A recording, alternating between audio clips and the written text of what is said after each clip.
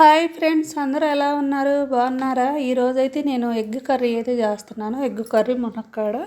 ఇప్పుడైతే ఫస్ట్ అయితే చింతపండు అయితే నానబెట్టుకుందాము. చాలా తక్కువ అయితే తీసుకోండి, చింతపండు కడిగి నానబెట్టేసుకోండి. నానబెట్టేసుకున్న తర్వాత టమాటాలు అయితే 250 గ్రామ్స్ అయితే తీసుకున్నానంటే 1/4 కేజీ టమాటాలు, ఒక 3 పచ్చిమిరపకాయలు, ఒక మామిడికాయ, ఒక 3 మునక్కాయలు అయితే తీసుకున్నాను. టేస్ట్ మాత్రం చాలా బాగుండిద్దండి. అందులో సీజన్ కదా, మునక్కాయలు బాగా దొరుకుతున్నాయి. ఇప్పుడైతే మునక్కాయలు అయితే సన్నగా మామూలుగా కట్ చేసేసుకుందాము. మనకి ఎంత పొడవు కావాలో చూసుకొని అంత పొడవు అయితే కట్ చేసుకొని మొత్తంగా మన వీనలు అయితే తీయనవసరం లేదు, ఎందుకంటే ఇవి నీట్గా ఉన్నాయి కదా మనకి. అందుకని నేను వీనలు కూడా సరిగ్గా తీయలేదు. శుభ్రంగా కడిగి కట్ చేసేసుకొని మొత్తంగా అయితే వెజిటేబుల్స్ మనం తీసుకున్న టమాటాలు, మునక్కాయలు, మామిడికాయ ఇవైతే మొత్తంగా కట్ చేసేసుకున్న తర్వాత అప్పుడు మనం కర్రీ అయితే ప్రిపేర్ చేసుకుందాము. ఎట్లయితే సన్నగా అయితే కట్ చేసుకోండి. టమాటాలు అయితే ఇవి కలర్ అయితే బాగుండే కానీ మరి అంతగా అయితే మెత్తగా అయితే మ్యాష్ అవ్వట్లేదు కర్రీలు వేసుకుంటే. చూసారు కదా, అన్నీ చాప్ చేసి పక్కకు పెట్టేసుకున్నాను. ఆనియన్స్ ఒకటి, మామిడికాయలు అయితే ఈ సన్నగా ఎట్లయితే కట్ చేసుకోండి పొడవుగా. చూసారు కదా, మొత్తం అయితే వేయలేదు, కొంచెం అయితే తీసి పక్కకు పెట్టేసాను, ఎందుకంటే కొంచెం పుల్లగా అయితే ఉంది ఈ మామిడికాయ. ఇప్పుడైతే మనం ప్రాసెస్లోకి అయితే వెళ్ళిపోదాము. ఇవన్నీ కట్ చేసుకున్న తర్వాత స్టవ్ మీద ప్యాన్ పెట్టుకున్నాను.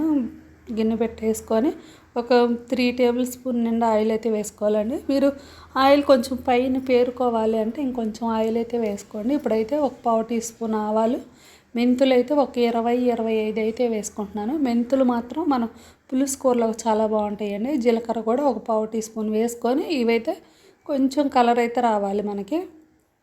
మెంతులు అనేవి కలర్ రావాలి. కొంచెం కలర్ మారిన తర్వాత కరివేపాకు అయితే ఒక రెమ్మ అయితే వేసుకుంటున్నానండి నేను. వేసుకున్న తర్వాత మూత పెట్టాను. ఇప్పుడైతే ఆనియన్స్ అయితే వేసుకుందాము. ఒకటే తీసుకున్నాను ఆనియన్స్ అనేది, కొంచెం పొడవుగా కట్ చేసుకొని వేసుకోండి.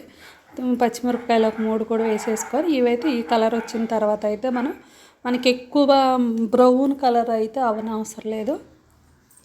కొంచెం 75% మనకి ఫ్రై చేసుకున్న తర్వాత టమాటాలు అయితే వేసుకుందాము. టమాటాలు వేసిన తర్వాత ఉప్పు అయితే వేసుకుందాము. ఉప్పు వేస్తే ఏంటంటే టమాటాలు త్వరగా మగ్గుతాయి మనకి. ఒక స్పూన్ నిండా ఉప్పు అయితే తీసుకొని ఒక 1/2 టీ స్పూన్ పసుపు కూడా వేసుకోవాలి.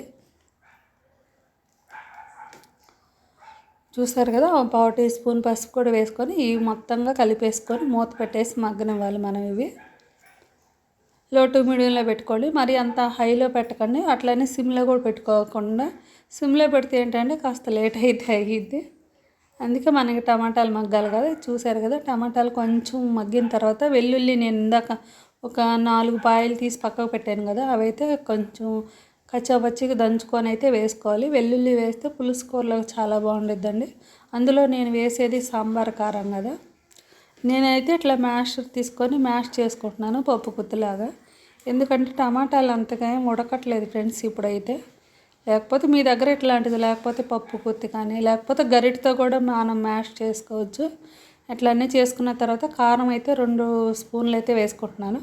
నేను వేసేది అయితే సాంబార్ కారం అయితే వేస్తున్నానండి. సాంబార్ కారం వేసిన తర్వాత మునక్కాయలు అయితే మునక్కాయలు కూడా వేసేసుకొని కాసేపు అయితే మగ్గనివ్వాలి. మునక్కాయలు అనేవి టమాటాల్లో పక్కకు పెట్టేసుకున్నాం. పక్కకు పెట్టేసుకున్న తర్వాత చింతపండు పులుసు అయితే తీసి పక్కకు పెట్టుకుంటున్నాను నేను. మనకి ఎంత వాటర్ పట్టిద్దో చూసుకొని మనకి పులుపుకి తగ్గట్టు అయితే నేనైతే ఒక 3 ml వాటర్ అయితే తీసుకుంటున్నాను. ఒక అరషాడు గ్లాస్ ఉండేది కదా, అరషాడు గ్లాస్ మీద ఇంకొంచెం చిన్న గ్లాస్ నిండా ఇంకొంచెం వాటర్ తీసుకొని ఇప్పుడు ఈ టమాటాలు మగ్గిన తర్వాత ఈ చింతపండు పులుసు వేసేసుకొని ఇంక మనం కాసేపు అయితే మూత పెట్టేసి బాగా మరగనివ్వాలి. కొంచెం మరిగిన తర్వాత మనకి మునక్కాడలు అనేది 50% ఫ్రై అయితే సరిపోతాయి. ఈ కాలుతున్నాయి ఫ్రెండ్స్, ఎట్లా అంటుంటే 50% ఫ్రై అయిన తర్వాత మామిడికాయ ముక్కలు అయితే వేసుకోవాలి. ఇప్పుడు మామిడికాయలు వేసిన తర్వాత అయితే నేను లాస్ట్లో కొంచెం ఎగ్స్ కూడా వేసుకుంటే టేస్ట్ బాగుండిద్దని ఎగ్స్ అయితే 3 అయితే వేసుకుంటున్నాను. మామిడికాయ ముక్కలు వేయాలి, 3 ఎగ్స్ అయితే ఉడకపెట్టినవి కూడా వేసేసుకొని ఒక 7-8 నిమిషాలు అయితే కుక్ చేసుకోవాలి ఫ్రెండ్స్. 7-8 నిమిషాలు ఉంటే మన కర్రీ అనేది రెడీ అయిపోయింది. మనకి మామిడికాయ అనేది త్వరగా కూడా కుక్ అయ్యిద్దండి, ఎక్కువ టైం కూడా పట్టదు మనకి. మామిడికాయ ఊరికే కుక్ అయిపోద్ది. చూసారు కదా, మునక్కాడలు కూడా కొంచెం చీలినట్టుగా అయితే అట్లా అవుతాయి, ఎక్కువ ఉడికితే అట్లా అయితే అవుతాయి. చూడండి, మామిడికాయ కూడా చక్కగా ఉడికిపోయింది మనకి. ఇప్పుడైతే ఉప్పు అయితే చెక్ చేసుకోండి, ఉప్పు సరిపోకపోతే ఉప్పు వేసుకోండి.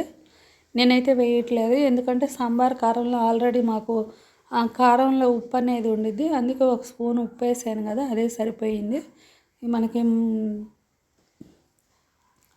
మామిడికాయ కూడా ఉడికిపోయింది. లాస్ట్లో స్టవ్ ఆపేసే ముందు కొత్తిమీర అంటే కొత్తిమీర వేసుకోండి. గ్రేవీ ఎట్లా ఉంటే సరిపోయేది. స్టవ్ అయితే ఆపేసుకుందాం ఫ్రెండ్స్.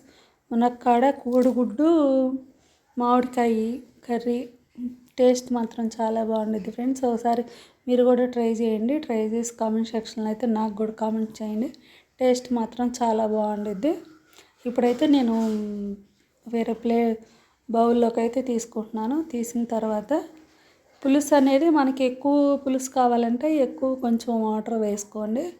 మనకి ఈ గ్రేవీ అయితే సరిపోయిద్ది అనుకుంటే మరీ అంత చిక్కగా కాదు, అంత పలసగా కాదు. ఈ వీడియో అయితే ఎంతటితో ఎండ్ చేస్తున్నాను ఫ్రెండ్స్. అందరికీ బాయ్ అండి.